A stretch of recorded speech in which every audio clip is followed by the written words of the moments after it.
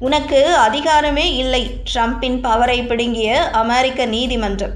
அடுத்து என்ன நடக்கும்? அமெரிக்க அதிபர் ட்ரம்ப் விதித்த வரிகளை முழுமையாக நீக்கிய அமெரிக்க உச்சநீதிமன்றம் கடந்த வெள்ளிக்கிழமை உத்தரவிட்டது.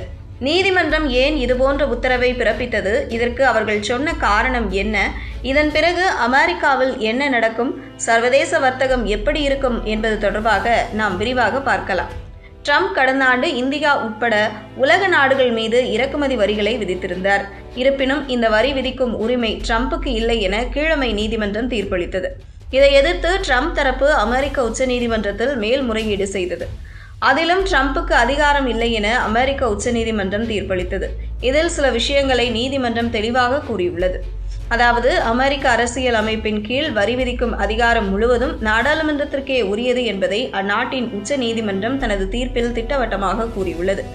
அரசியல் அமைப்பின் பிரிவு 1 பகுதி 8 ஆகியவை இறக்குமதி மற்றும் கலால் உள்ளிட்ட அனைத்து தரப்பு வரிகளையும் விதிக்கும் மற்றும் வசூலிக்கும் அதிகாரம் நாடாளுமன்றத்திற்கே உண்டு என்பதை திட்டவட்டமாக கூறுகிறது. இதை அந்நாட்டு உச்சநீதிமன்றம் உறுதி செய்துள்ளது.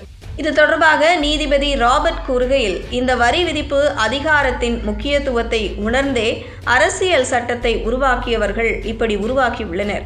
மிக தெளிவாக இறக்குமதி வரிகளை விதிக்கும் அதிகாரம் நாடாளுமன்றத்திற்கே உண்டு என்பதை சொல்லியுள்ளனர். மேலும் தெளிவற்ற முறையில் நாடாளுமன்றத்திடம் இருந்து இத்தகைய அதிகாரத்தை கோர முடியாது.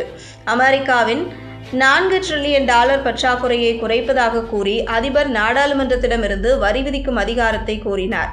இறக்குமதியை ஒழுங்குபடுத்துகிறேன் என பொதுவாக சொல்லி நாடாளுமன்றத்திடமிருந்து இந்த உரிமையை வாங்க முடியாது என நீதிமன்றம் சந்தேகம் தெரிவித்தது. அதாவது, மிக தெளிவாக வரி விதிக்கும் உரிமை அதிபருக்கு செல்கிறது என சொல்லி நாடாளுமன்ற ஒப்புதலை பெற்றிருக்க வேண்டும். அதை அதிபர் செய்யவில்லை.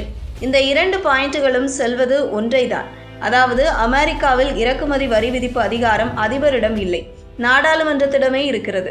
எனவே குறிப்பிட்ட நாட்டின் மீது வரி விதிக்க வேண்டும் என்றால் நாடாளுமன்ற ஒப்புதல் அவசியம். அதாவது, ட்ரம்பிடம் அதிகாரம் இல்லை, அதிகாரத்தை நாடாளுமன்றத்திடம் இருந்தும் அவர் பெற தவறிவிட்டார் என்பதையே இது காட்டுகிறது.